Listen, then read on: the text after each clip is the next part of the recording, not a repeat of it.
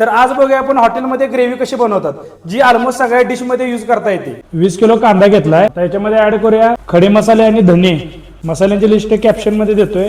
आता याच्यामध्ये ऍड करतोय तेल, व्यवस्थित मिक्स करूया। कांदा अगोदर हाफ डाऊन करून घ्यायचा आहे, झाकण लावून कांदा शिजवून घेऊया।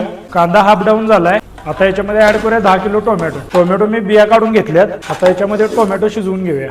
कांदा टोमॅटो व्यवस्थित शिजवून घेतलाय, आता हे थंड करून याची पेस्ट तयार करून घेऊया। आता आपण मसाले बघूया। मगज घेतलंय, काजू कणी, तीळ, हे सगळं बॉईल करून याचा मसाला तयार करून घेऊया। आता ड्राय मसाले बघूया। मसाला चटणी, मिरची पावडर, गरम मसाला, किचन किंग मसाला, हळद, कसुरी मेथी। ग्रेव्ही तयार करून घेऊया। आले लसूण पेस्ट व्यवस्थित भाजून घेऊया। ड्राय मसाले, बटर, व्हाईट ग्रेव्ही, मसाला 15 मिनिटं भाजून घ्यायचा। आता मसाला भाजून घेतलाय, आता याच्यामध्ये ऍड करूया कांदा टोमॅटो पेस्ट, पाणी। ग्रेव्ही व्यवस्थित मिक्स करून घेऊया। आता ग्रेव्ही बनवताना याच्यामध्ये मीठ ऍड करायचं नाही, ज्यावेळी डिश बनवणार त्यावेळी याच्यात मीठ ऍड करायचं। ग्रेव्ही मध्ये मध्ये हलवत राहायचं आहे, खाली लागू द्यायची नाही। ग्रेव्ही उकळी आल्यानंतर 15 मिनिटं शिजवून घ्यायची आहे। ग्रेव्हीची कन्सिस्टन्सी या पद्धतीमध्ये ठेवायची। व्हेज ग्रेव्ही आपली आता तयार आहे। 3 दिवस फ्रीजला स्टोअर करू शकता।